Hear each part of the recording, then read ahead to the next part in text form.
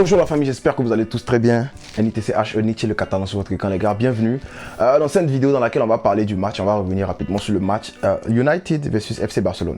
Oui, vous le savez, hier le Barça a joué contre Manchester United et puis le Barça s'est fait chicoter 2-1 à Old Trafford, voilà, dans un stade bouillonnant. Avant de commencer, frérot, rendez-vous sur mon Instagram parce que je vais ouvrir un poll là-bas, je vais ouvrir un questionnaire et puis vous allez poser des questions, vous allez donner vos avis et puis je vais prendre peut-être les 5 ou les 10 meilleurs avis ou les 10 meilleures questions, je vais répondre en vidéo. Je vais essayer de faire ça d'ici le samedi ou le dimanche, comme ça on va parler du match calmement, puis on va parler de, voilà, si vous avez même des appréhensions par rapport à la saison du Barça et tout, par rapport au recrutement, toutes les questions que vous avez, posez les questions, je vais sélectionner 10 questions ou bien 10 avis et puis on va en parler. Voilà, c'est parti. Bon, déjà la vidéo va parler de quoi les gars? On va parler des points, des choses que j'ai retenues par rapport à ce match là.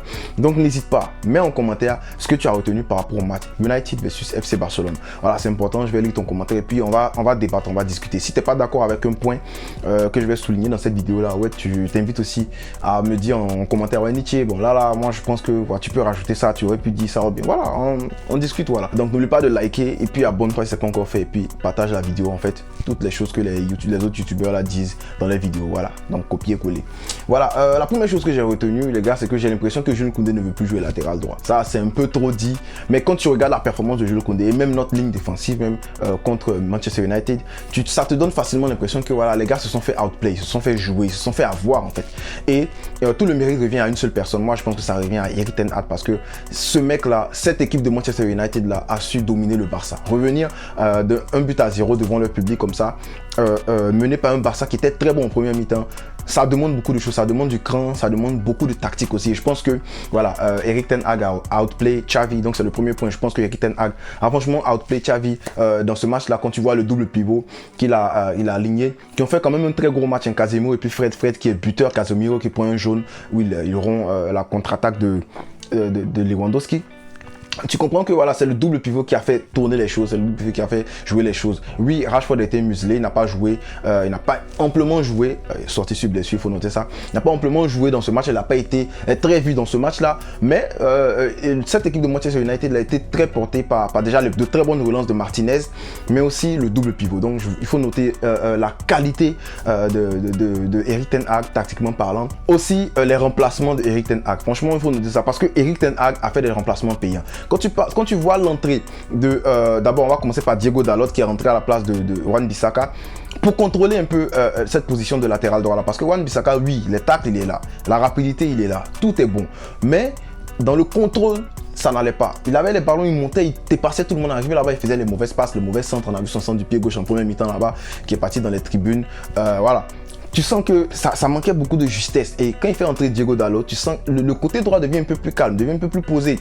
Il a fait sortir Sancho qui se faisait prendre chaque fois par le petit Baldé. Baldé passait sur les couloirs là sans problème. Juste pourquoi? Parce que Sancho, comme j'ai dit, il revient d'une blessure et puis enchaîner un très bon match comme ça contre le Barça, c'est quand même compliqué. C'est quand même compliqué, surtout que le Barça, comme je l'ai dit, a joué très bien en première mi-temps. Les changements sont payants du côté de Erik ten Hag et on va terminer avec le remplacement qui était payant que payant, c'est Anthony qui entre et puis voilà, il n'a pas été très tranchant dans le match, hein, essayant de dribbler en 1v1 et tout, mais il a joué la sérénité, il a conservé le ballon, il n'a pas cherché à provoquer, voilà, à déstabiliser, mais il a conservé le ballon, il a été beaucoup plus réservé dans ce match là, mais on note une très bonne position, un bon positionnement de ce mec là, voilà, quand Freddy, le ballon revient sur lui, on a une touche de balle, paf, il met deuxième poteau là-bas. Ter Stegen est pris. Ter Stegen, lui, tu mets un premier poteau, bon, il a fait une blague, ça ne veut pas dire qu'il est nul. On sait que Ter Stegen est très en forme dans la Liga. Mais tu mets un premier poteau, tu le prends. Le but de Rashford. Tu mets un deuxième poteau, poum, tu le prends aussi. Non, c'est bon, arrête. Ten Hag pour moi, c'est voilà. C'est un coach que j'admire, que je respecte beaucoup. Et puis vous savez ça, on avait déjà parlé de lui l'année dernière. Voilà, deuxième chose qu'il faut noter, c'est quand même le côté Xavi. Voilà, on a parlé de Ten Hag, il faut parler de Xavi parce que franchement, il y a des choses que moi, j'ai pas capté. Déjà, le box midfield, le milieu en carré de Xavi, là, ça marche quand tu as un bon gars pour contrôler le milieu. On a déjà fait la vidéo, on a parlé des milieux. Ça marche quand tu as un bon gars pour contrôler les milieux, quand tu as de la créativité comme Pedri, quand tu as un gratteur de ballon comme Gavi, de l'agressivité, et puis de la percussion. Hein. Gavi, il envoie la percussion, il est très bon en 1v1 dans les dribbles. On a déjà parlé de ça.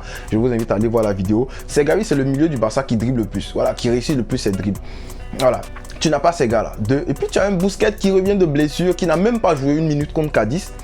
Mais tu viens, tu le lances comme ça dans la fournaise contre, comment tu appelles, contre United, qui ont feu. On a parlé de leur double pivot. J'ai fait exprès de commencer à parler de leur double pivot.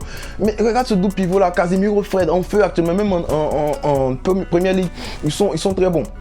Bon, on avait Ross qui a joué en 10, mais lui il ne compte même pas, il a fait un match éclaté, il n'a pas venu essayer de déranger Lewandowski quand il tirait son penalty. Je ne sais pas ce qu'il a foutu dans ce match là.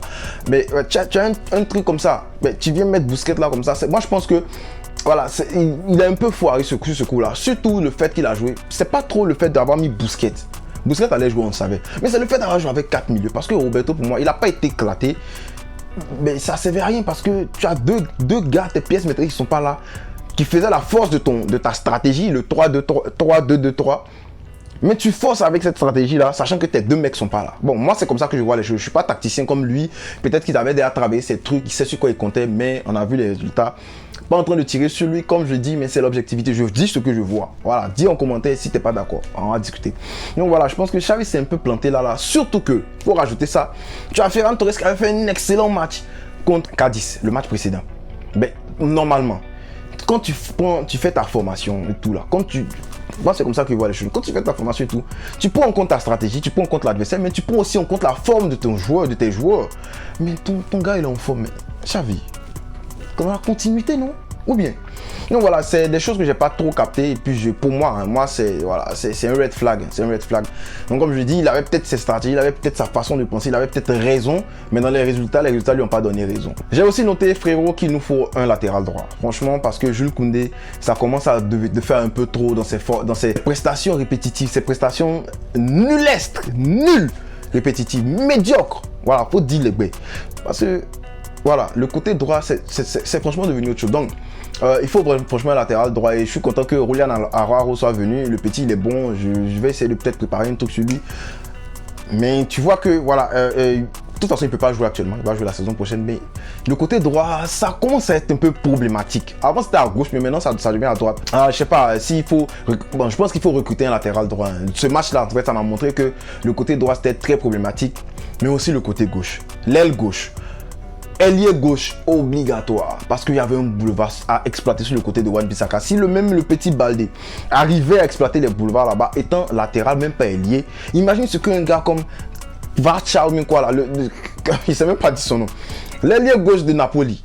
Imagine ce qu'un gars comme même Foden aurait fait là-bas, tu comprends? Donc voilà, c'est une position qu'il faut vraiment exploiter. C'est pour ça que ça me fait mal que Ferran n'ait pas joué, parce que je le trouvais en forme contre Cadiz. Il aurait pu peut-être exploiter des espaces, surtout que Ferran, il a de très bons appels dans le dos et tout. Voilà. Donc pour moi, c'est un truc que j'ai noté, voilà, à gauche là-bas, problématique aussi. Aussi, faut noter le gros manque d'intensité du Barça. Voilà, on est mené au score à 2-1. Même avant d'être mené, en première mi-temps, ça allait, on avait le contrôle, on a marqué, on a gardé le contrôle, mais après, quand ils sont revenus en deuxième mi-temps, boum, ils ont commencé à nous bouffer. Et l'intensité a commencé à baisser du côté du Barça, plus monter du côté de United. Voilà, c'est quelque chose qu'il faut travailler franchement parce que je comprends pas. On a trop parlé de ça. J'ai dit que les moments faibles du Barça, les 20 premières minutes quand on revient de la deuxième mi-temps, si tu veux nous marquer, j'ai déjà parlé de ça, je sais que vous vous rappelez. Si tu veux nous marquer, tu étudies bien le Barça, c'est à ce moment-là que tu mets le pressing sur le Barça. Et c'est ce qu'ils ont fait, ils ont marqué. C'est ce qu'ils ont fait, ils ont marqué. Ils nous ont foudroyé dans ces 20 premières minutes là. Donc voilà, c'est un truc qu'il faut noter. Faut aussi noter la très petite performance de Lewandowski. Voilà, trop mauvais. Trop mauvais. Ouais, il a marqué le penalty, mais aujourd'hui, c'était mauvais. D'habitude, il fait de bons matchs, même sans marquer, il fait de bons matchs. Il couvre les ballons, il décroche, il fait tout bien et tout, mais il marque pas. Il n'est pas servi par les Pedri et tout. Tu peux peut-être dire que c'est parce que Pedri n'est pas là, les autres, les gars avec qui il a l'habitude de jouer sont pas là, mais voilà, ce match-là, au moins, les contrôles et tout, il fallait le faire, il fallait réussir à le faire, mais Lewandowski n'a pas réussi à le faire. Même chose pour Fatih, hein. Lui, il entre, il glisse. Fatih, lui, il entre, il glisse.